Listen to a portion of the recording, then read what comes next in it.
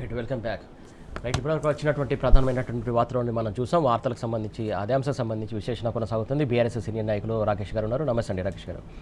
అలాగే ప్రముఖ రాజకీయ విశ్లేషకులు పాపారావు గారు కూడా మనకు జూమ్ ద్వారా జాయిన్ అవుతున్నారు. పాపారావు గారు నమస్తే అండి. నమస్తే రాకేష్ గారు, మీకు ముందు నుంచి మీ స్టార్ట్ చేస్తున్న ప్రధానంగా ఏదైతే యాదాద్రి పవర్ ప్లాంట్కి సంబంధించి ముందు చూపుతోటే కేసీఆర్ గారు నిర్మించినటువంటిది ఇప్పుడు 24 గంటల విద్యుత్ వ్యవస్థకు పునాదులు వేస్తున్నటువంటి అంశం, దానికి సంబంధించి మీరేమంటారు? గుడ్ మార్నింగ్ అండి. గుడ్ మార్నింగ్ కిరణ్ గారు, సురేష్ గారు, మీకు, పాపారావు గారికి, టీన్యూస్ ప్రేక్షకులకి అందరికి కూడా నూతన సంవత్సర ఉగాది శుభాకాంక్షలు తెలియజేస్తూ, ప్రధానంగా ఏదైతే కేసీఆర్ గారు అంటే తెలంగాణ రాష్ట్రం సాధించిన తర్వాత అసెంబ్లీలో మాట్లాడుతున్న క్రమంలో ఒక 2 సంవత్సరాల్లో ఫుల్ ఫ్లెడ్జ్గా 24 అవర్స్ పవర్ అందిస్తా అని చెప్పేసి కేసీఆర్ గారు ప్రకటన చేశారు. ప్రకటన చేసి ఆ రోజు ప్రతిపక్ష నాయకుడిగా ఉన్నటువంటి జానారెడ్డి గారు, ఒకవేళ 2 నెలల్లో మీరు 24 అవర్స్ పవర్ సప్లై చేయగలిగితే నా కండువ తీసి మీ కండువ కప్పుకుంటా అన్నారు. అది 2 ఇయర్స్ కూడా అంటే తీసుకోలేదు సార్. వితిన్ షార్ట్ పీరియడ్ ఒక 7 మంత్స్లోనే ఒకటి ఛత్తీస్గఢ్ నుంచి వెళ్ళి లింక్ చేసుకోవడం, అదేవిధంగా ఇక్కడ కొత్త పవర్ ప్లాంట్ పెట్టడం. ఆ కొత్త పవర్ ప్లాంట్ పెట్టడానికి యాదాద్రి పవర్ స్టేషన్ కావచ్చు, లేకపోతే కొత్తగూడెం పవర్ స్టేషన్ కావచ్చు, జన్నారం పవర్ స్టేషన్ను డెవలప్ చేయడం కావచ్చు, ఇవన్నీ డెవలప్ చేసుకుంటే ఏం చేసిండు, 24 అవర్స్ విద్యుత్ ఎట్ ఏ టైం అందించగలిగిండు. రైతులందరికీ 24 గంటల ఉచిత కరెంటు కూడా అందించగలిగిండు. అండ్ నెక్స్ట్ వచ్చేసి ఈ అంశంలో ఇంకొక మాట చెప్పుకోవాలి మనం. కేసీఆర్ గారి మీద విద్యుత్ కొనుగోలులో అవినీతికి పాల్పడ్డాడని చెప్పేసి ఒక కమిషన్ వేశారు ఈ రాష్ట్ర ప్రభుత్వం. ఆ కమిషన్ ఏం తెలిసిందంటే, కేసీఆర్ గారు బహిరంగంగా ఒక లేఖ రాశారు. ఆ రోజు కొన్నటువంటి విద్యుత్తు ₹3.94 మేము కొనుగోలు చేసాం రాష్ట్ర ప్రభుత్వంగా. ఎప్పుడు 12 ఏళ్ల కిందట కొనుగోలు చేసినటువంటి ప్రైస్ తోటి ఏ రాష్ట్రం అన్నా దానికంటే తక్కువ ప్రైస్ తోటి కొనుగోలు చేసినటువంటి దాఖలాలు చూపెట్టండి అన్నాడు. అంటే రైతు అంటే ఎంత ప్రేమనో కేసీఆర్ గారికి. రైతుతో పాటు ఏదైతే ఇండస్ట్రీస్ అప్పట్లో పవర్ హాలిడేస్ ఇచ్చేవాళ్ళు, ఇందిరా పార్క్ దగ్గర ధర్నాలు నడిచేటి. అంటే సెల్ఫ్ సస్టైన్ స్టేట్గా మనకు మనం ఉత్పత్తి చేసుకునే దిశగా ముందు తీసుకుపోయింది రాష్ట్రాన్ని. ఈరోజు ఎంత నడుస్తుంది? మేము ఆ రోజు కొన్నది ₹3.94 కొంటే మీరు గగ్గోలు పెట్టారు కదా. ఈరోజు 12 నుంచి ₹13 యూనిట్ కొందామన్నా దొరుకుతలేదు మార్కెట్లో. అసలు విద్యుత్ కూడా దొరుకుతలేదు. ఎందుకోసం అట్లా? అంటే విద్యుత్ పీక్లో ఉన్నది. ఎందుకంటే మనం కొనాల్సింది సిజిఎస్ నుంచి కొనాలి, సెంట్రల్ నుంచి కొనాలి, ఉదయ స్కీమ్ నుంచి మనం సెంట్రల్ గవర్నమెంట్ నుంచి పర్చేజ్ చేయాలి. ఉత్పత్తి సరిపోతలేదు. ఇప్పుడు గత నెల ఎంత మనకు అంటే 18,228 మెగావాట్ల విద్యుత్ పీక్ లోడ్ అవసరం పడ్డది. ఎప్పుడైతే తెలంగాణ ఏర్పడ్డప్పుడు మన రాష్ట్రంలో విద్యుత్ ఉత్పత్తి చాలా తక్కువ, ఒక 6,000 మెగావాట్లు ఉంటే కష్టం అది. కానీ ఈరోజు ఎక్కడికి వచ్చినాం మనం అంటే మన సెల్ఫ్ ఉత్పత్తి చేసుకునేదే దగ్గర 16,000 మెగావాట్స్ వరకు మనం ఉత్పత్తి చేసుకుంటాం. అంటే నేనేమంటున్నానంటే ఇట్లా క్రమక్రమంగా మనం పెంచుకుంటాం. నిన్న ఒక మాట చెప్పారు హరీష్ రావు గారు ఇది అసెంబ్లీలో మాట్లాడుతూ. ఏమన్నారు? విద్యుత్ మీరు కొనుగోలు చేయాలంటే డైరెక్ట్గా ఎన్టీపీసీ దగ్గర అవైలబుల్ ఉంది, మరి మీరు ఎందుకు కొనుగోలు చేస్తలేరని కూడా అడిగి. కాబట్టి రాష్ట్ర ప్రభుత్వం ఇప్పుడు భయం ఏమవుతుందంటే ఇంధన కొరత ఏర్పడ్డది. గల్ఫ్ సంక్షోభంతో, అక్కడ జరుగుతున్నటువంటి యుద్ధంతో, ఇరాన్ యుద్ధంతో, అమెరికా ఇరాన్ యుద్ధంతో ఇప్పుడు గ్యాస్ కొరత ఏర్పడ్డది. అందరూ ఇండక్షన్ స్టవ్ల మీదకి లేకపోతే ఎలక్ట్రికల్ వాటి మీదకి షిఫ్ట్ అవుతున్న క్రమంలో ఈరోజు మరొకసారి విద్యుత్ చాలా అవసరం. ఇది ఎప్పుడు గమనించారు కేసీఆర్ గారు? ఒక 12 ఏళ్ల కిందటనే మనం తెలంగాణ వచ్చిన తర్వాత ఏమేమి అభివృద్ధి చేసుకోవాలి అంటే తెలంగాణ ఉద్యమం ఒక దిక్కు నడుస్తూనే ఆ రోజుకు తెలంగాణలో ఉన్నటువంటి అందరు ఎక్స్పర్ట్స్ తోటి ఒక సమావేశాన్ని నిర్వహించి మనకి ఏమేం కావాలి, అసలు తెలంగాణ అభివృద్ధి కావాలి, మనం వెనుకబడలేదు, మనం వెనుకబడేబడ్డం అని చెప్పేసి సంపూర్ణంగా విశ్వసించిన నాయకుడు కేసీఆర్ గారు. మరి వెనుకబడేబడ్డ ప్రాంతాన్ని ఏ విధంగా ముందుకు తీసుకుపోవాలంటే మొట్టమొదటి చేపట్టాల్సింది చెరువు అంటే మిషన్ కాకతీయ. చెరువులలో పూడిక తీయాలి, పూడిక తీసిన చెరువులలో నీళ్లు నింపాలి. నీళ్లు నింపినప్పుడు గ్రౌండ్లో వాటర్ రీఛార్జ్ అవుతాయి, రీఛార్జ్ అయినప్పుడు వాళ్ళు బోర్ ఎత్తారు, మరి కరెంటు కావాలి. కాబట్టి కరెంటు ఉత్పత్తిని పెంచాలి. ఆ రోజు ప్రైవేట్ వాళ్ళకి ఎవరికి ఇవ్వలేదండి, ప్రభుత్వం నిర్మాణం చేసింది. కేసీఆర్ గారి హయాంలో ప్రభుత్వమే నిర్మాణం చేసింది. అది బిహెచ్ఎల్ కంపెనీకి. బిహెచ్ఎల్ అనేది మన భారతదేశానికి సంబంధించిన కంపెనీ. ఆ కంపెనీకి మిషనరీ అంత ఇచ్చేసి ఈరోజు పవర్ జనరేట్ చేస్తుంది. ఈరోజు అది 2000 మెగావాట్లు ఉత్పత్తి చేస్తుందంటే అది రాష్ట్రానికి ఎంత ధైర్యాన్ని ఇస్తుంది. ఒక కేసీఆర్ గారు ఒక విజన్, ఒక కాళేశ్వరం ప్రాజెక్టు, ఒక పాలమూరు ఎత్తిపోతల ప్రాజెక్టు, అంటే రైతులకు నీళ్ళు ఎట్లా అందియాలి, వాళ్ళకు విద్యుత్ ఎట్లా అందియాలి. కాళేశ్వరం ప్రాజెక్టు రైతులకే కాదు, ఇండస్ట్రియలిస్టులకు కూడా నీళ్ళు ఎట్లా ఇవ్వాలి, ఒక ఇండస్ట్రీ నిర్మాణాలు ఎట్లా జరగాలి, పవర్ హాలిడే నుంచి సెల్ఫ్ సస్టైన్ స్టేట్గా ఎట్లా ఎదగాలి. ఇది కేసీఆర్ గారి నిర్మాణం. ఈరోజు ఏం జరుగుతుందండి, ఏదన్నా ఒక ప్రాజెక్టు మీరు అన్నట్టు ఏదైతే నాడు కేసీఆర్ సర్కార్ ముందు చూపుతోటి నీళ్లు కావచ్చు, నీళ్ళ విషయంలో కూడా అందరికీ అందించాలని ఒక అంశంతో, అలాగే ఏదైతే విద్యుత్ వ్యవస్థ కూడా ఉండాలని చెప్పేసి ముందు చూపుతోటి అలర్ట్ అయ్యి చేసినటువంటి అంశం. ఏదైతే నాడు ఏదైతే కిరణ్ కుమార్ రెడ్డి ముఖ్యమంత్రి హోదాలో ఉన్నప్పుడు కూడా ఆయన చాలా విషయాలు మాట్లాడాడు. నీళ్లు మీకు దొరకవు, విద్యుత్ అంధకారంలో ఉంటుంది అని చెప్పి కాంగ్రెస్ సర్కారు ఉన్నప్పుడు చెప్పారు. అదే కృత్రిమ కూడా ఇప్పుడు కాంగ్రెస్ సర్కారు ఉన్నటువంటి సీఎం రేవంత్ రెడ్డి ఎక్కువ సృష్టిస్తున్నారు అనుకోవాలి. అట్లనే ఇంకొకటే మాట చెప్తున్నా, రేవంత్ రెడ్డి కాదు, మొత్తం కాంగ్రెస్ పార్టీ ఎప్పుడూ అభివృద్ధి చెందద్దు, నిరంతరం మా కిందనే ఉండాలని ఆలోచించటం. నేనేమంటున్నానంటే ఈరోజు కాంగ్రెస్ పార్టీ ఆ రోజు ఏమని చెప్పారు కిరణ్ కుమార్ రెడ్డి గారు అంటే మొత్తం తీగల మీద బట్టలు లారేసుకోవాలి, అంధకారం అయిపోతుంది, నక్సలైట్ రాజ్యం అయిపోతుంది, తెలంగాణ వెనుకబడిపోతుంది. అరే మేము వెనుకబడలేదురా, మీరు వెనుకబడ్డారు. నేనేమంటున్నానంటే మొన్న కేటీఆర్ గారు రామన్న ఒకటి స్పష్టంగా చెప్పారు, ఐటీ ఉత్పత్తుల్లో మనం బెంగళూరుతో పోటీ పడడం, దేశంలో నెంబర్ 1 స్థానానికి పోయినా ఒక టైంలో. ఎందుకు పోయినాం, మన దగ్గర సఫిషియెంట్ విద్యుత్ ఇవ్వడం కావచ్చు, సింగిల్ విండో సిస్టమ్ పెట్టడం కావచ్చు, విద్యుత్ ప్రధానంగా దేనికి కానీ రామన్న దేశాలు తిరిగి మొత్తం కూడా కేటీఆర్ గారు ఇక్కడ కంపెనీలను తీసుకురావడం కావచ్చు. దాంతో ఏమైంది, మన ఉత్పత్తి కూడా పెరిగింది. ఈరోజు దాదాపుగా 9 లక్షల మంది ఐటీ ఎంప్లాయీస్ పనిచేస్తున్నారంటే 10 లక్షలకు చేరుకున్న 9.5 లక్షల మంది పనిచేస్తున్నారంటే ఆ రోజు తెలంగాణ రాష్ట్రం ఏర్పడ్డ రోజు హైదరాబాద్లో ఉన్నటువంటి ఐటీ ఎంప్లాయీస్ 3 లక్షల మంది, తెలంగాణ ఏర్పడ్డ తర్వాత 6 లక్షల మంది. మన ఎక్స్పోర్ట్స్ కూడా పెరిగినాయి. నేనేమంటాను, దీని అన్నిటికీ ప్రధాన కారణం ఏంది, విద్యుత్. దాని గురించి ఒక ప్రణాళిక రూపొందించి నీళ్ళ గురించి కావచ్చు, కరెంటు గురించి కావచ్చు, తెలంగాణ మానవ వనరుల వికాసం గురించి కావచ్చు నిరంతరం శోధించినవాడు, సాధించినవాడు కేసీఆర్. ఈరోజు బూతులు, అడ్డగోలు తిట్లు ఇవి తప్పితే అసెంబ్లీలో ఏం నడుస్తుందో ఒక కన్స్ట్రక్ట్, ఇగో ఈ ప్రాజెక్ట్ స్టార్ట్ చేస్తున్నాం, ఈ ప్రాజెక్టుతో ఇంతమందికి ఉపాధి జరుగుతుంది, ఇగో రైతులు సంతోషంగా ఉన్నారు. అరే ఎంత దారిద్ర్యం అండి, దేశంలో యూరియా దొరకని పరిస్థితి, సెంట్రల్లో బీజేపీ 12 ఏళ్ళు అవుతుంటుంది. అంతకుముందు ఎందుకో చెప్పులు లైన్లో లేవు, కాంగ్రెస్ పార్టీ వచ్చిన తర్వాత చెప్పులు లైన్లకు ఎందుకు వచ్చినాయి. ఈరోజు రైతులందరూ నిన్న చూసినాం కదా, మక్క రైతు రోడ్డు మీదకి ఎక్కిండి, ఈరోజు కొనటాడు దిక్కులేడు. అండ్ నెక్స్ట్ వచ్చేసి యూరియా దొరకని పరిస్థితి. అంటే ఏ విధంగా చూసుకున్నా కానీ ఒకటే, కేసీఆర్ గారు తెలంగాణ భవిష్యత్తు ముఖ చిత్రాన్ని మార్చాడు. తెలంగాణ అద్భుతమైన ఒక ప్రణాళిక రూపొందించి తెలంగాణను దేశంలో జిఎస్టీలో నెంబర్ 1కు తీసుకొస్తే ఈరోజు లాస్ట్ నుంచే నెంబర్ 1కు తీసుకొచ్చారు. అంటే ఏది కానీ ఒక ఉత్పత్తి పెరిగినప్పుడు కొనుగోలు శక్తి పెరుగుతుంది, పర్చేజ్ చేసే కెపాసిటీ పెరుగుతుంది. కానీ ఈరోజు ఏం చేస్తున్నారండి, మనం ఊర్లలో పోతే నిన్ననే వచ్చిన మా పెద్దపల్లికి పోయి రియల్ ఎస్టేట్ వాళ్ళైతే మొత్తుకుంటారు, రైతులంతా ఈరోజు అంటే బాధపడుతున్నారు. నేనేమంటే ప్రతి రైతేం భూమిని అమ్ముకోడు, కానీ నాకున్నది అని ఒక నమ్మకం ఉంటుంది. ఆ నమ్మకాన్ని కొల్లగొట్టేసారు. కాబట్టి ఈరోజు చెర్లలో నీళ్ళు లేవు, ఎందుకంటే ఈ సీజన్లో చేపలు పట్టరు, జనరల్గా చేపలు పట్టడం మోలేని. అంటే మీన్స్ నేనేమంటానంటే క్రమక్రమంగా రాష్ట్ర ఆర్థిక పరిస్థితిని దిగజారుస్తుంది. నిన్న కేటీఆర్ గారు అసెంబ్లీ అయిపోయిన తర్వాత స్పీచ్ ఇవ్వడం, మనం చేసినటువంటి అప్పు ఆర్బీఐ చెప్పింది 2.81 lakhs crores చేసినాం అని చెప్పేసి చెప్పింది. మనం చెప్పింది కాదు, పార్లమెంట్లో చెప్పింది కేసీఆర్ గారి ప్రభుత్వం ఉన్నప్పుడు. వీళ్ళు ఏమంటారు, 8 లక్షల కోట్ల అప్పు చేశారంట. కానీ అదే ముఖ్యమంత్రి ఏదైతే రేవంత్ రెడ్డి గారు ఏం చెప్తారు నిన్న అసెంబ్లీలో, ఇప్పటికే చేసిన అప్పు 3 లక్షల కోట్లు అంట. దేనికి చేసినావు, ఉద్యోగులకు పీఆర్సీ ఇచ్చినావా, లేకపోతే రైతు బంద్ చేసినావా, రైతు బీమా కట్టినావా, అసలు నువ్వు దేనికి చేసినావు అప్పు?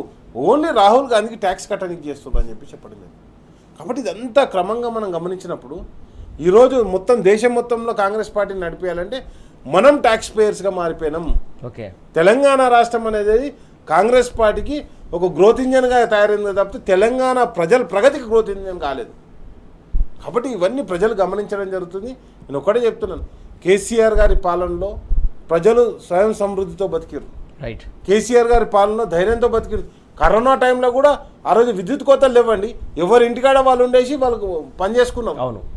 ఈరోజు పరిస్థితి ఏంది, హైదరాబాద్లో వైరడ్డం వచ్చిందని చెప్పేసి మొత్తం వైర్లు కోసేస్తారా, ఎలకలు దొరినాయని చెప్పేసి ఇల్లు కాల పెట్టుకుంటారా, ఇంటర్నెట్ కేబుల్ కోసేసారండి, వర్క్ ఫ్రమ్ హోమ్ చేసుకుంటాను రోడ్డు మీద పడేసారు. నేను ఒక దురదృష్టకరమైనటువంటి ఒక జుగుత్సాకరమైనటువంటి పాలన ఈరోజు కొనసాగుతుంది. రైట్ అండి. అంశాల గురించి మాట్లాడదాం. మొత్తానికి ఏదైతే కాంగ్రెస్ సర్కార్ వచ్చిన తర్వాత అంతా విధ్వంసమే, లేకుంటే పరిపాలన అస్తవ్యస్తంగా ఉన్నటువంటి పరిస్థితి కనబడుతుందని చెప్పేసి రాకేష్ గారు చెప్తున్నటువంటి బాబురావు సార్, ప్రధానంగా ఏదైతే మూసీ ప్రాజెక్ట్ అంశం సంబంధించి రోజుకో మాట పూటకో మాట మాట్లాడుతున్నటువంటి కాంగ్రెస్ సర్కార్, ప్రధానంగా సర్కారుకు దానికి సంబంధించి డిపిఆర్ కావచ్చు, లేకుంటే మిగతా వ్యవస్థకు సంబంధించి ఎక్కడ కూడా క్లారిటీ లేని పరిస్థితి. దీనికి సంబంధించి అసలు ఎందుకు క్లారిటీ కొరవడింది అనుకోవాలి మనం? క్లారిటీ వాళ్ళకి కొలవల మనకు లేకుండా చేయాలని చూస్తున్నారు. క్లారిటీ వాళ్ళకి చాలా క్లియర్గా ఉంది, వాళ్ళకి ఏది వస్తుంది వాళ్ళకి తెలుసు. డిపిఆర్లో ఏముంది వాళ్ళకి తెలుసు. డిపిఆర్ రాసింది ఎవరో, డిపిఆర్ రాసింది మెయిన్ హార్ట్ అనే సంస్థ అని చెబుతున్నారు. మెయిన్ హార్ట్ అనేది సింగపూర్కి చెందినటువంటి ఒక సంస్థ. ఏదైతే నాకు తెలిసి అయితే అమరావతిలో కూడా దాని ఇన్వాల్వ్మెంట్ ఉండాలి. ఇండియాలో దాని యాక్టివిటీ ఉంది, నాకు క్లియర్గా తెలియదు. కానీ ఏంటంటే ఎందుకంటే ఈశ్వరన్ అంతకుముందు ఇప్పుడు ఎవరైతే సింగపూర్ జైల్లో ఉన్నాడో మినిస్టర్, గతంలో సింగపూర్ మినిస్టర్ జైల్లో ఉన్నాడు, ఆయన కరప్షన్ ఛార్జెస్ మీద జైలుకి వెళ్ళాడు. ఆయనకి చంద్రబాబుకి చాలా సత్సంబంధాలు ఉన్నాయి గతంలో అనేది అందరూ చెప్పుకున్నదే. అది సరే, దానికి మెయిన్ హార్ట్కి ఏమైనా సంబంధాలు ఉన్నాయో నాకు తెలియదు. కానీ ఏదైనా కానీ ఏంటంటే మెయిన్ హార్ట్ అనే సంస్థ డిపిఆర్ రాస్తుంది అనేది ఈ వార్త. ఈ డిపిఆర్ క్లియర్గా ఉంది. నేను ప్రభుత్వంలో ఇప్పుడు ఎవరైతే దీన్ని దాటవేస్తా మాట్లాడుతున్నారో వాళ్ళకి స్పష్టత లేక కాదు. మూసీ ప్రాజెక్టు విషయంలో వాళ్ళు ఏం చేయాలనుకున్నారో వాళ్ళకి బాగా స్పష్టత ఉంది. కానీ జనాలకు ఆ విషయంలో స్పష్టత రాకూడదు. వస్తే గనక ప్రజలు మన అవినీతిని గుర్తిస్తారనే భయంతో జనాలకి స్పష్టత రాకుండా డిపిఆర్ బయట పెట్టరు, డిపిఆర్లో ఉంది చర్చించరు. డిపిఆర్ ఉందని చెబుతున్నారు. డిపిఆర్ ఏడీబీ దగ్గర, ఏషియన్ డెవలప్మెంట్ బ్యాంక్ దగ్గర ఈరోజు చర్చలో ఉంది. అంటే వాళ్ళు లోన్ ఇవ్వాలంటే డిపిఆర్ బాగా స్టడీ చేసి చూసి లోన్ ఇస్తారు. దానికంటే ఏడీబీ దగ్గర ఉందనేది డిపిఆర్ చెప్తున్నారు. సో కాబట్టి ఏంటంటే వాళ్ళకి స్పష్టత ఉంది, వాళ్ళు ఏడీబీ లోన్కి కూడా వెళ్ళారు. కాబట్టి ఇది మొత్తం అయితే ఇక్కడ నిన్న కేటీఆర్ గారు రైజ్ చేసిన మేజర్ ఇష్యూస్ అసలు ఏంటి, ఇది స్పష్టత లేనిది ఎక్కడ, వాళ్ళు స్పష్టంగా చెప్పండి. వాళ్ళకి అన్ని స్పష్టత ఉన్నాయి, వాళ్ళకి బాగా స్పష్టంగా చెప్పండి ఏంటి, ఇది సుందరీకరణ ప్రక్షాళన. Simple straight question. ప్రక్షాళన అయితే గతంలోనే కేసీఆర్ గారి ప్రభుత్వం ప్రక్షాళనకి దిగింది. కేటీఆర్ గారు మొన్న మధ్య నాగోల్ దగ్గర పోయి డెమో కూడా ఇచ్చారు, చూపించారు ఒక కొంత కిలోమీటర్ల పరిధిలో ఎలా ఆ రోజు ఉన్నటువంటి గవర్నమెంట్ సోవరేజ్ క్లీనింగ్ సోవరేజ్ క్లీన్ చేసే ప్లాంట్స్ ఎలా ఎస్టీపీలు పెట్టి ఇవన్నీ ఎట్లా చేశారనేది ఆ రోజు చూపించారు. అట్లా మొత్తం 55 కిలోమీటర్స్ పరిధి మేరకు, ఆ రేంజ్ మేరకు మూసీ నది ప్రక్షాళనకి కానీ, ప్రక్షాళన అయితే క్లీనింగ్ అయితే, మూసీ నది క్లీనింగ్ అయితే 16,000 కోట్లు సరిపోతాయి అనేది కూడా క్లియర్గా చెప్పారు. అప్పుడు 5,000 కోట్లు ఖర్చు పెట్టి చేసినటువంటి ఏరియా నాగోల్ ఏరియాలో చూపించారు. ఆయన రోజు ప్రెస్ మీట్ కూడా పెట్టారు. కాబట్టి 16,000 కోట్లు కొని ఇప్పుడు కాస్ట్ పెరిగింది అనుకున్నాం. ఇప్పటికి టైం కొంత గడిచింది. 20,000 కోట్లు లేకపోతే 25,000 కోట్లు, కానీ 150,000 కోట్లు మాట్లాడుతున్నారు. అది కూడా క్లియర్గా మాట్లాడరు, అన్ని ఒపేక్గా ఉంచుతారు, ఏది స్పష్టంగా తెలియనివ్వరు. ఎందుకంటే జనాలకు తెలియటం వాళ్ళకి ఇష్టం లేదు. ఎందుకు ఇష్టం ఉండదు, దానిలో ఏదో మతలం ఉంటేనే జనాలకు తెలియటం ఎవరికి ఇష్టం ఉండదు. అది జరుగుతున్న కార్యక్రమం. కాబట్టి they are very clear about Revanth రెడ్డికి అడ్మినిస్ట్రేషన్ రాదని, రేవంత్ రెడ్డికి తెలియదని అనుకోవటం పొరపాటు. రేవంత్ రెడ్డి లక్ష్యాలు రేవంత్ రెడ్డికి స్పష్టం. రేవంత్ రెడ్డి బయట ఏది పెట్టడు. రేవంత్ రెడ్డి ఎదుటి జనాల్ని కన్ఫ్యూజ్ చేస్తున్నాడు, డైవర్ట్ చేస్తున్నాడు. ఒక మోసపూరితమైనటువంటి వ్యవహార శైలి, ప్రజల మీద ప్రతిపక్షాల మీద ఒక మోసపూరితమైనటువంటి వ్యవహార శైలి నడుస్తుంది అనేది స్పష్టంగా కనపడుతుంది. కాబట్టి ఏంటి, ఈ ప్రాజెక్టులో 150,000 కోట్లు చెప్పారు. ఇప్పుడు ఏడీపీ దగ్గర దఫాలుగా లోన్లు తెస్తారు. సో ఇది అందుకని ఏంటంటే ఫ్యూచర్ సిటీ రెండో పక్కన. కానీ ఇక్కడ రైతు బంధుకు డబ్బులు ఇవ్వటానికి, రైతు భరోసాకి డబ్బులు ఇవ్వడానికి మూలిగి ఎప్పుడో 22వ తారీఖు ఇస్తానన్నాడు. అది కూడా 1 ఎకరానికి అంటున్నారు ముందు బిగినింగ్. ఎన్నిసార్లు ఇచ్చాడు, ఇప్పుడు 2 సార్లు ఏమో ఎగ్గొట్టారు. పెన్షన్లు సరిగ్గా ఇస్తున్నారా, 4,000 చెప్పారు, 2,000 ఇస్తున్నారు. కళ్యాణ లక్ష్మి, షాదీ ముబారక్, తులం బంగారం అన్నారు, పోయా. ఏది సరిగ్గా అమలు జరుగుతుంది మీ ప్రభుత్వంలో? రైతు బీమా ఏమైంది? రైతు బీమా ఆ రోజు కేసీఆర్ గారు ఉండగా 5 లక్షలు రైతుకి ఏమైనా జరిగితే రైతు కుటుంబంలో 5 లక్షలు వెంటనే ఇన్స్టంటేనియస్ గా బీమా కంపెనీ నుంచి వచ్చే విధంగా రైతు దానికి ప్రీమియం కట్టింది గవర్నమెంట్. ఈరోజు ఏమైంది రైతు బీమా? మొత్తం ప్రజలందరినీ ఇవన్నీ ఉండవు. కానీ 150,000 కోట్లు ఫ్యూచర్ సిటీకి, ఏది ఫార్మా సిటీ ఏరియాలో ఫ్యూచర్ సిటీ, ఫార్మా సిటీ కొట్టేసి. ఫార్మా సిటీ అక్కడ ఎందుకు పెట్టారు కేసీఆర్ గారు? అన్ని 1,000 ఎకరాలు తీసుకొని నగరంలో అక్కడక్కడ స్కాటర్డ్ గా ఫార్మా పరిశ్రమలు ఉంటే పొల్యూషన్ కంట్రోల్ చేయడం కష్టంగా ఉందని. ఎందుకంటే ఫార్మా కంపెనీలో పొల్యూషన్ చాలా ఎక్కువ ఉంటుంది, కెమికల్స్ చాలా ఎక్కువ వాడతారు. కాబట్టి అవన్నీ ఒకే చోట ఉండేటట్లయితే పొల్యూషన్ కంట్రోల్ బోర్డు కూడా పని తేలిగ్గా ఉంటుంది, తక్కువ పొల్యూషన్ ఉంటుంది. అందుకని ఒక చోట ఎత్తికి దానికి ఒక చోటు పెడితే అది మొత్తం తీసుకెళ్లి పెట్టి ఇప్పుడు ఫ్యూచర్ సిటీ అని దానిలో అక్కడ ఈ మధ్యకాలంలో ఏదో ఫంక్షన్ చేశారు కదా, గ్లోబల్ ఇది కూడా చేశారు. ఇది కార్యక్రమం, అదొక 1,50,000 కోట్లు, ఇది ఒక 1,50,000 కోట్లు, 3 లక్షల కోట్లకు ప్రణాళిక వేసి కూర్చున్నారు ఆ పక్కన. ఇప్పటికే రాష్ట్ర ప్రభుత్వం 3,47,000 కోట్ల అప్పు చేసిందని నేను అసెంబ్లీ సాక్షిగా రేవంత్ రెడ్డి గారు చెప్పిన మాట, ఆయన నోట్లోంచి వచ్చిన మాట. 3,47,000 కోట్లు, 3,47,000 కోట్లతో ఏం కట్టే ఒక ఇటుక మనం అడుగుతానే ఉన్నాం. ఇదే ప్రశ్న అందరూ అడుగుతుంది, ఒక ఇటుక ఎక్కడ బెర్చే ఉన్నాయని మనం అడుగుతున్నారు. 3,47,000 కోట్లు అంటే కేసీఆర్ గారి ప్రభుత్వం 10 సంవత్సరాల కాలంలో చేసిన మొత్తం అప్పు కంటే ఎక్కువ. ఎందుకు ఎక్కువ అంటున్నానంటే 3,50,000 కోట్ల దాకా ఆ రోజు మొత్తం అప్పు అయ్యింది. కేసీఆర్ గారు దిగిపోయినట్టుకి తెలంగాణ అప్పు 3,50,000 చిల్లరో ఏదో చెప్పారు. ఎవరు? రఘునందన్ రావు గారు అడిగిన ప్రశ్నకి, Medak MP Raghunandan Rao BJP MP అడిగిన ప్రశ్నకి పార్లమెంట్ లో వచ్చిన జవాబు అని.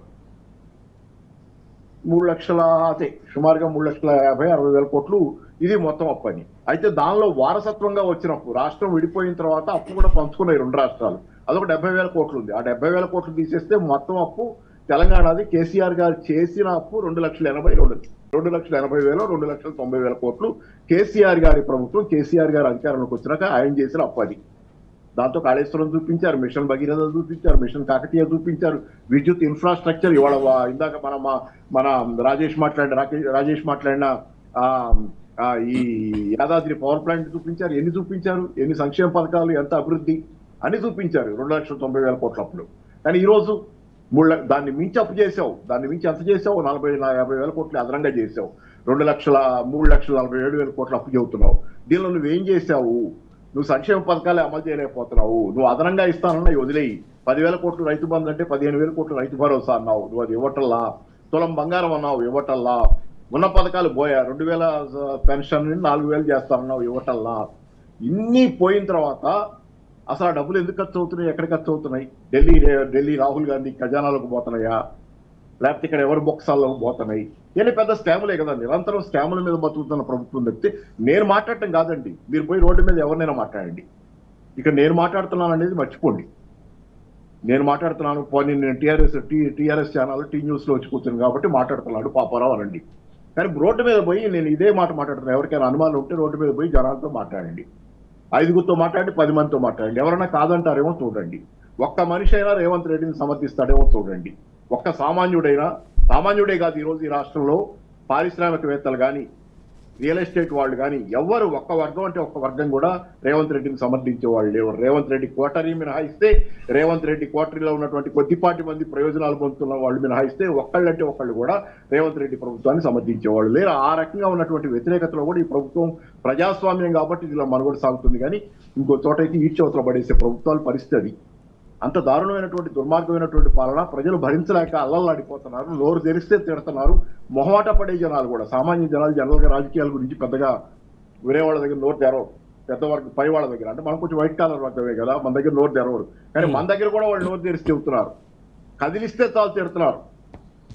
సో ఏంటంటే మూసీ నదిలో కూడా జరుగుతుంది.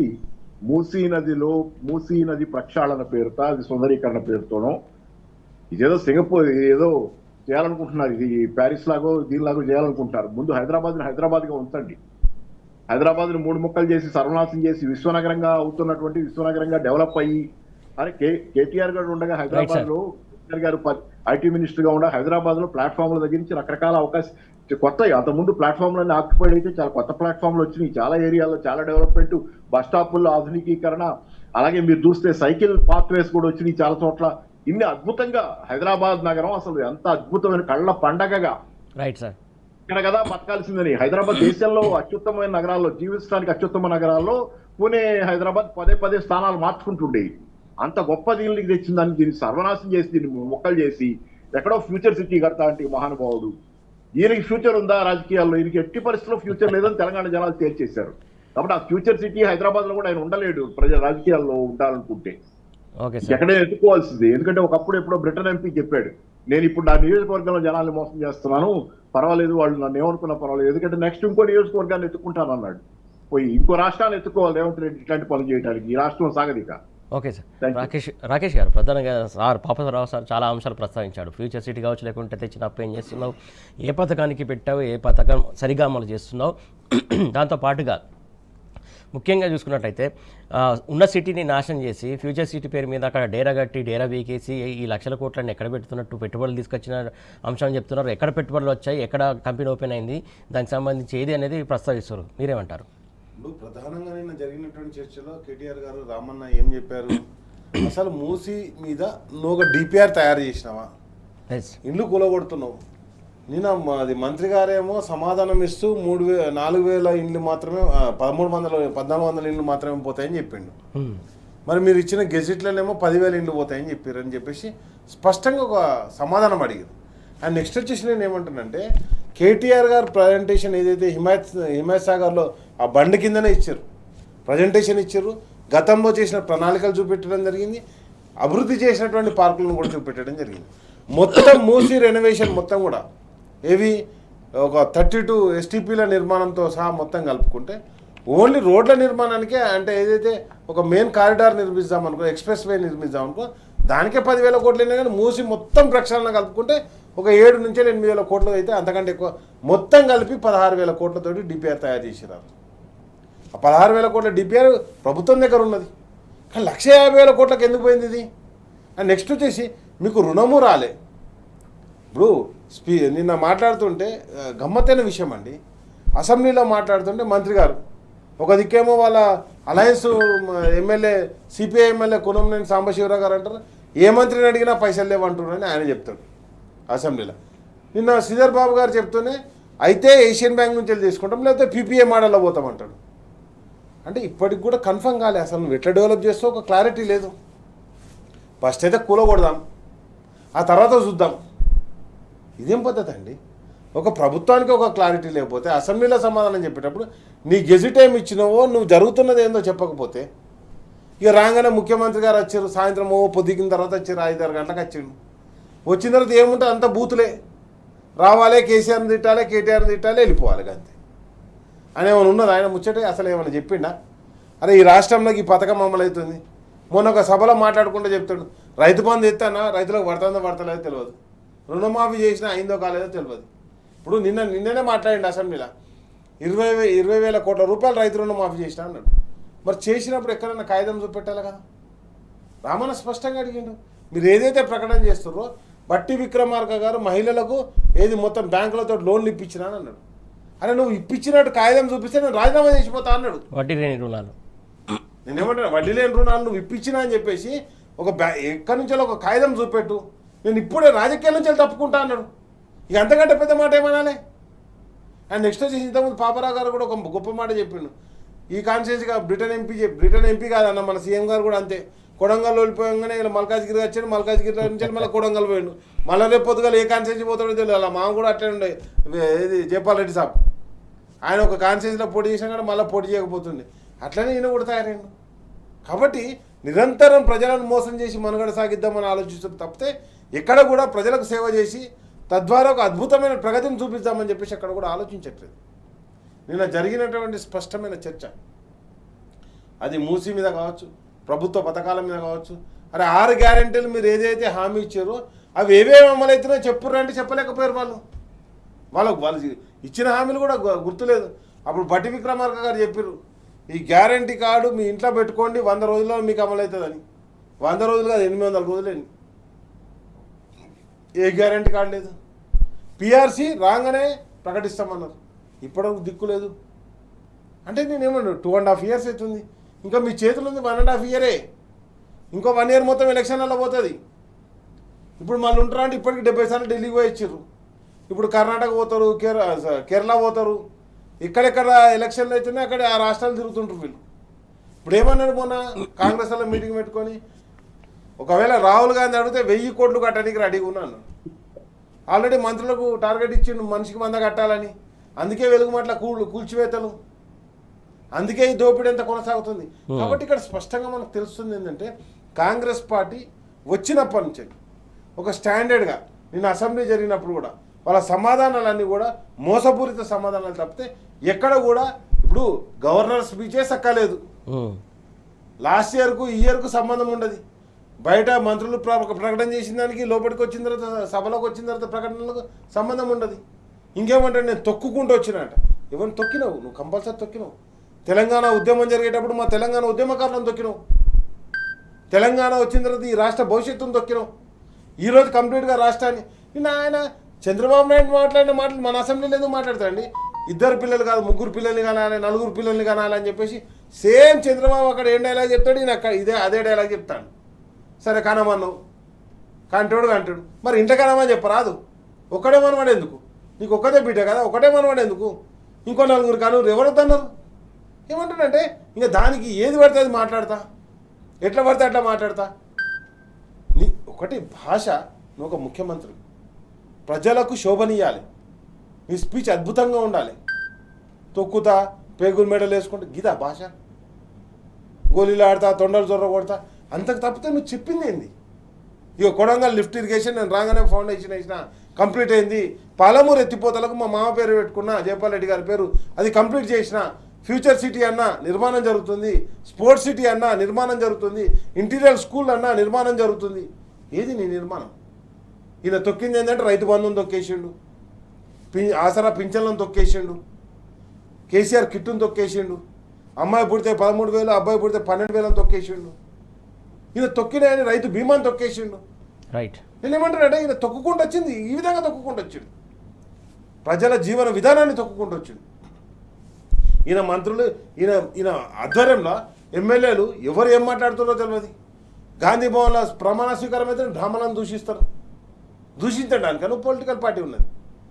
ఓకే. కాబట్టి నేనేమంటాను, ఎక్కడికక్కడ విధ్వంసం వైపు ఈ రాష్ట్రాన్ని నడిపిస్తుంది తప్పితే వికాసం వైపు ఎక్కడ కూడా నడిపించట్లేదు. కేసీఆర్ గారు ఉన్నప్పుడేమో ఓన్లీ వికాసమే కనిపించేది. ఆయన నిరంతరం ప్రజలకు ఏం సేవలు అందించాలని చెప్పేసి ప్రణాళిక రూపొందించుకుంటూ ముందు పోయాడు. దానికి ఉదాహరణ ఇప్పుడు యాదాద్రి పవర్ స్టేషన్. కాబట్టి నేనేమంటే ఆ రోజు ఉమ్మడి ఆంధ్రప్రదేశ్లో బొగ్గు లేని నీళ్లు లేని విజయవాడలో థర్మల్ పవర్ స్టేషన్ పెడితే కరెక్ట్ అట. ఇప్పుడు కొత్తగూడెం రామగుండం దగ్గరనే ఉంటాయి, నెక్స్ట్ వచ్చేసి అక్కడ మంచి పవర్ జనరేట్ చేయొచ్చని యాదాద్రి పెడితే తప్పన్నారు. మరి ఇప్పుడు వాళ్ళు ఎందుకు సపోర్ట్లు కొట్టుకుంటా మేమే స్టార్ట్ చేసినాం, మేమే ఓపెనింగ్లు చేసినామని చెప్పుకుంటున్నాం. ఇప్పటివరకు ఒక్క పవర్ స్టేషన్ గురించి కూడా వాళ్ళు ఆలోచించారా? అంటే నేను ఏమంటానంటే ప్రతి ఒక్కటి ఇప్పుడు మూసీ రివర్ ఫ్రంట్లో మునిగిపోయేటలకు అందరూ డబుల్ బెడ్రూమ్లు ఇస్తారట. డబుల్ బెడ్రూమ్లు ఎవరు కట్టారు? సిగ్గుపోతుంది. ఆల్రెడీ వాళ్ళకి అలాటే ఉన్నాయి. వాళ్ళు ఎవరెవరికైతే లెటర్లు ఇచ్చారు వాళ్ళందరూ నిలగొడతారట ఇప్పుడు. అంటే నీ నిర్మాణం ఏంది? నీ కన్స్ట్రక్షన్ ఏంది?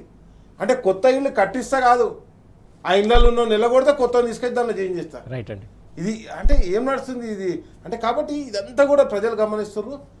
స్పష్టంగా ఒకటే చెప్తున్నాండి, కాంగ్రెస్ పార్టీ ఈ రాష్ట్రానికి అంటే దరిద్రంగా పట్టిందని చెప్పేసి మనకు అర్థమవుతుంది. ఇంకా ముఖ్యంగా చెప్పాలంటే ముఖ్యమంత్రి గారి విధానం, ముఖ్యమంత్రి గారు చేస్తున్నటువంటి ఆరోపణలు, ముఖ్యమంత్రి గారి స్పీచ్లు అసలు ఎక్కడ కూడా ప్రగతి దిశగా ముందుకు మాత్రం తీసుకోపోవట్లేదు. రైట్. కాంగ్రెస్ సర్కార్ వచ్చిన తర్వాత మొత్తం విధ్వంసకాండనే కొనసాగుతుంది తప్ప పరిపాలన విషయం కావచ్చు, పరిపాలన దక్షత లేని అంశం కనబడుతుంది. ప్రధానంగా ఏ ప్రాజెక్ట్ పైన క్లారిటీ లేదు, విధ్వంసమే సృష్టిస్తున్నారని చెప్తున్నటువంటి అంశం. పాపారావు సార్, ప్రధానంగా అనేక సమస్యలు ఉన్నాయి రాష్ట్రంలో. రైతుల సమస్యలు కావచ్చు, లేకుంటే నిరుద్యోగుల అవస్థ కావచ్చు, చాలామంది ఆత్మహత్యలు చేసుకున్నటువంటి అంశం కావచ్చు, ఆటో టైర్ల ఇష్యూలు కావచ్చు, ఇంకా చాలా అంశాలు ఉన్నాయి. ఈ అంశాల గురించి ప్రస్తావించకుండా అసెంబ్లీ సాక్షిగా నిన్న సీఎం ప్రసంగించినటువంటి విధానం కావచ్చు, వ్యంగ్యాస్త్రాలు కావచ్చు, దాని గురించి మీరేమంటారు? అంటే ఇప్పుడు ఆయన కేసీఆర్ గారి మీద కూడా నిన్న మళ్ళీ అసెంబ్లీకి రాలేదు అనే దాని మీద మాట్లాడుతున్నాడు.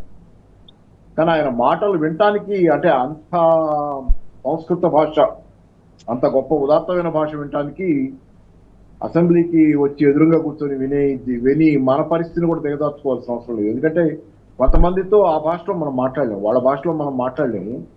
కాబట్టి అట్లాంటి వాళ్ళకి దూరంగా, దుష్టులకు దూరంగా అంటారు కదా, ఇట్లాంటి భాష మాట్లాడే వాళ్ళకి ఎంత దూరంగా ఉంటే అంత మంచిది. ఎందుకంటే మామూలుగా కూడా సేయింగ్ ఉంది ఏంటంటే in argument in a fight a wise man and the fool are the same, equal అవుతారండి. ఒక ఫూల్తో ఆర్గ్యుమెంట్లోకి దిగితే ఒక వైజ్ మ్యాన్, ఒక జ్ఞాని కూడా దిగజారిపోయే పరిస్థితి వస్తుంది. సేయింగ్ ప్రతి వాళ్ళతో ఆర్గ్యూ చేయకూడదు. ఆర్గ్యూ చేయడానికి కూడా ఎదుటి మనిషికి ఒక స్థాయి ఉండాలి. ఎదుటి మనిషికి ఒక స్థాయి ఉంటే మనం ఆర్గ్యుమెంట్ చేయొచ్చు, సబ్జెక్ట్ ఉంటే ఆర్గ్యుమెంట్ చేయొచ్చు, అక్కడ మాట్లాడుకోవడానికి ఒక కంటెంట్ ఉంటే ఆర్గ్యుమెంట్ చేయొచ్చు, కానీ పచ్చిబూతులు తిట్టడానికి ప్రిపేర్ అయిపోయి నువ్వు రాలేదు అంటే ఈ అంతకంటే నీచత్వం ఇంకోటి లేదు. అంటే ఇది కూడా ఒక మొత్తం ఇదంతా పనికిమాలిన చిల్లర స్ట్రాటజీలో భాగంగా చేసుకుంటూ పోతుంది. కేసీఆర్ గారు అసెంబ్లీ రాకపోవడానికి కారణం రేవంత్ రెడ్డి. కేసీఆర్ గారికి ఏం సరదా కాదు కదా అసెంబ్లీకి రాకుండా ఉంటాయి. నాకు అర్థమైనంతలో కేసీఆర్ గారికి ఏం సరదా కాదు. ఆరోగ్యం ఎప్పుడైనా బాగాలేనప్పుడు రారేమో, అది వేరే విషయం. ఆ మధ్యకాలంలో కొంచెం పట్టడం అట్లాంటిది కింద పట్టడం, ఆ తర్వాత అది ఎప్పుడూ సెట్ అయిపోయింది, అంతా బాగానే ఉన్నారు కదా. అంతేగాని ఎవరైనా మానేస్తారు ఆరోగ్యం బాగాలేకపోతే. కానీ కేసీఆర్ గారు ఈ రోజు రాకుండా చేస్తున్న నా వ్యక్తిగతమైన ఉద్దేశంలో రేవంత్ రెడ్డి భాష, రేవంత్ రెడ్డి భాష తీరు అలా ఎందుకున్నాయంటే కేసీఆర్ గారు అసెంబ్లీకి వస్తే ఆయనకు వచ్చే ప్రమాదం ఆయనకి తెలుసు కాబట్టి ఆ భయం కొద్దీ కేసీఆర్ అసెంబ్లీకి రాకూడదనేది ఈ రాష్ట్రంలో అందరికంటే ఎక్కువ రేవంత్ రెడ్డి భావన. రేవంత్ రెడ్డికే భయం ఎక్కువ కేసీఆర్ అసెంబ్లీకి వస్తే. నేను కేసీఆర్ అసెంబ్లీకి రాకూడదని మనసావాచ కోరుకునేది రేవంత్ రెడ్డి. కాబట్టి పచ్చిబూతులన్నీ తిడతారు కార్యక్రమం పెట్టి రా అసెంబ్లీకి అంటారు. వచ్చినప్పుడు ఆయన ప్రవర్తించే తీరు. ఆ మధ్యకాలంలో కూడా కేసీఆర్ గారు వచ్చి ఒక రోజు ప్రజెంట్ అక్కడ కాసేపు ఉండి వెళ్ళిపోయారు. ఎందుకంటే ఆ తర్వాత ఏం జరుగుతుందో ఆయన తెలుసు. ఆయన అక్కడ ఉంటే రేవంత్ రెడ్డి ప్రవర్తన ఎలా ఉంటుందో అంటే అందుకోలేక ఆ స్థాయిని, ఆయన ఉన్నతమైన స్థాయిని, కేసీఆర్ గారు ఉన్నతమైన స్థాయిని కానీ హుందాతనాన్ని కానీ ఆ స్థాయిని అందుకోలేక కుప్పిగంతులు, హనుమంతుడికి ముందు కుప్పిగంతులు అంటారు కదా. అందుకని అదంతా తెలుసు కేసీఆర్ గారికి. కాబట్టి తాను కూడా దిగజారిపోకూడదనే ఉద్దేశంతో అవాయిడ్ చేస్తున్నారు తప్పితే రేవంత్ రెడ్డి కాకుండా ఇంకోళ్ళు ఎవరైనా హుందాగా ఉండేవాళ్ళు అక్కడ ఉంటే, భయపట్టి విక్రమార్క ఉండుంటే బహుశా కేసీఆర్ గారు ఖచ్చితంగా అసెంబ్లీలో దాన్ని మాట్లాడటానికి ఇంకో రకంగా వచ్చి ఉండేవాళ్ళు. ఇట్లాంటి వాటికి ఎవరు, ఆయనే కాదు ఎవరు వెళ్ళరు. ఇట్లా కేసీఆర్ గారి స్థాయి మనిషే కాదు, అంత పెద్ద స్థాయి మనిషే కాదు, మామూలు మనుషులు కూడా ఇలాంటి వాళ్ళకి ఎదురు పట్టడానికి ఇబ్బంది పడతారు. మనం ఎందుకు ఆ నోట్లో మనం నోరు ఎందుకు పెట్టడం అనే మాట ఉంది కదా, ఆ నోట్లో నోరు పెట్టద్దు అంటారు. ఇవన్నీ అందుకని ఏంటంటే ఇష్టానుసారం తప్పించుకుపోవడానికి రకరకాల మార్గాలు ఎత్తుకుంటున్నాడు. బహుశా దీనికి సంబంధించి కూడా చట్టాలు చేయాలి. ఏ ప్రశ్నలు ఇస్తే దాని గురించే మాట్లాడాలి. అసెంబ్లీ నియమావళిని కూడా కొంచెం మార్చుకొని కొన్ని ఇట్లాంటి పెట్టుకోవాలి. ఎప్పుడో సందర్భాల్లో అడిగిన దాని గురించే అదనంగా మాట్లాడకని చెప్పి. సార్ ఏ చట్టమైనా వారికి చుట్టంలాగా మార్చుకుంటా అంటే అంశం చూస్తున్నాం కదా సార్. మరి ఏం చేస్తాం ఇది అంతా అంటే ఇప్పుడు కర్ర నోడిదే బర్రెలాగా నోరు నోడిదే రాజ్యంలాగా మార్చేశారు. సార్ రాకేష్ గారు, ప్రధానంగా చాలా అనేక సమస్యలు ఉన్నాయి. గ్యాస్ కొరత కావచ్చు, లేకుంటే మిగతా అంశాలు కావచ్చు. ఆ అంశాల గురించి ప్రస్తావన అసెంబ్లీ వేదిక అంటే సమస్యలు, ప్రజా సమస్యలు ప్రస్తావించాలి, వాటికి సొల్యూషన్స్ వెతకాల్సినటువంటి అంశం. కాకపోతే అదంతా పక్కన పడేసి పాలిటిక్స్, ఏదైతే వ్యక్తిగత దూషణలు, ఇవన్నీ ఎట్లా చూస్తారు మీరు?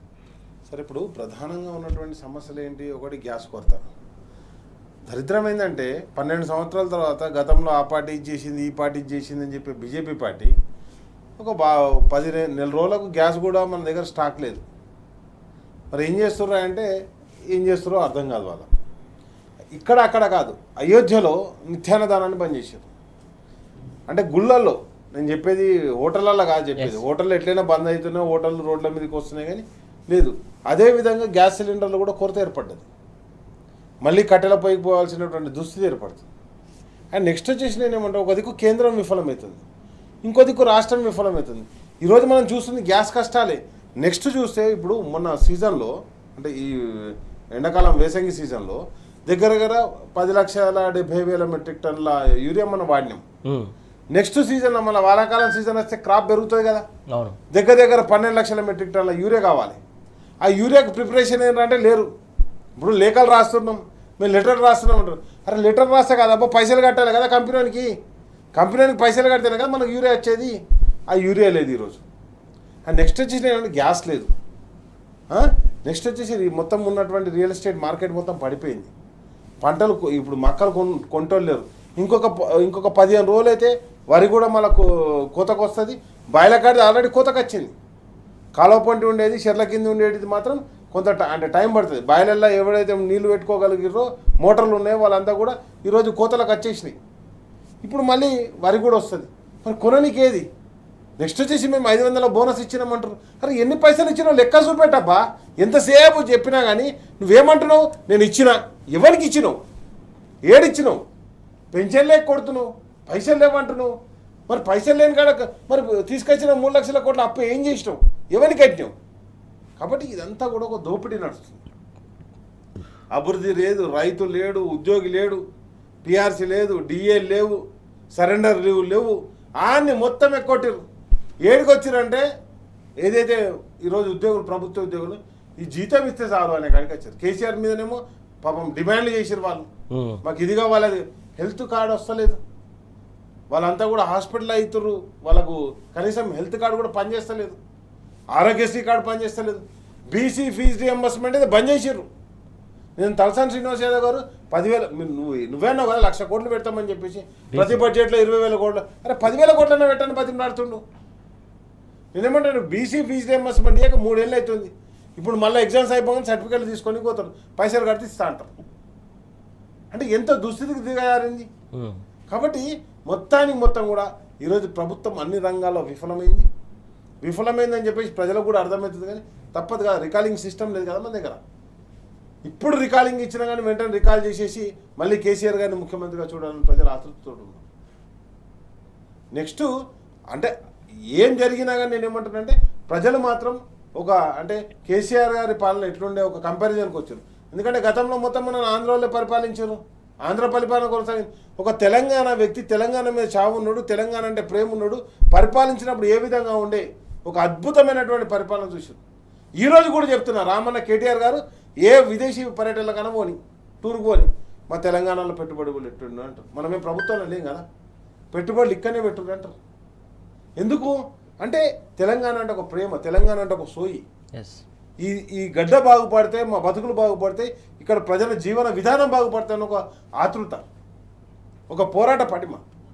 కానీ ఈరోజు కాంగ్రెస్ పార్టీ ఏం చేస్తుంది, రేవంత్ రెడ్డి ఏం చేస్తుందండి, ఒక దిక్కు కాళేశ్వరం ప్రాజెక్ట్ రిపేర్ చేస్తా అంటే ఆ ఎల్ఎన్టీ కంపెనీకి ఇస్తలేడు, నిన్న మళ్ళీ ప్రకటన చేస్తాడు ఎల్ఎన్టీని మేము తీసుకుంటాం, హ్యాండ్ ఓవర్ చేసుకుంటాం అని చెప్తాడు. అంటే నువ్వు అప్పుడు ఎప్పుడో ఒక 10 నెలల కిందట అగ్రిమెంట్ అయింది, ఎల్ఎన్టీ మా హ్యాండ్ ఓవర్ హస్తగతం కాలేదన్నట్టు. ఇంకా రైట్ అండి, అంటే ఈయన చేసే ప్రకటనకి ఈయననే మళ్ళీ కౌంటర్ ప్రకటన ఇస్తాడు. ఎక్కడ కూడా మన మహాత్మా గాంధీ విగ్రహాన్ని పెట్టడానికి 5,000 కోట్లు అయితే ఆయనే చెప్తాడు, తెల్లారచ్చి తూచు అంత కావంటాడు. రైట్ అండి. కాబట్టి ఏది కానీ ఒక క్లారిటీ లేదు. మూసీ రివర్ ఫ్రంట్ కావచ్చు, హైడ్రా ప్రాజెక్ట్ కావచ్చు, లేకపోతే అది కాళేశ్వరం ప్రాజెక్ట్ కావచ్చు, ఏ ప్రాజెక్ట్ దేని మీద కూడా అవగాహన లేని, జ్ఞానం లేని, ఒక అద్భుతమైనటువంటి అసలు అవగాహన లేనటువంటి ముఖ్యమంత్రి ఈరోజు రేవంత్ రెడ్డి, కాంగ్రెస్ పార్టీ. రైట్ అండి, thank you so much Rakesh garu, thank you so much Paparao garu, thank you so much అండి. మొత్తం చూస్తున్నాం కదా, అవగాహన లేకపోతే పరిపాలన ఎలా ఉంటుందనేది ఇప్పుడు కాంగ్రెస్ పరిపాలిస్తున్నటువంటి విధానం చూస్తేనే అర్థమవుతుందని చెప్పేసి చెప్తున్నటువంటి అంశం ఇది. వాటి వార్తలు వాస్తవాలు. Keep watching tea news.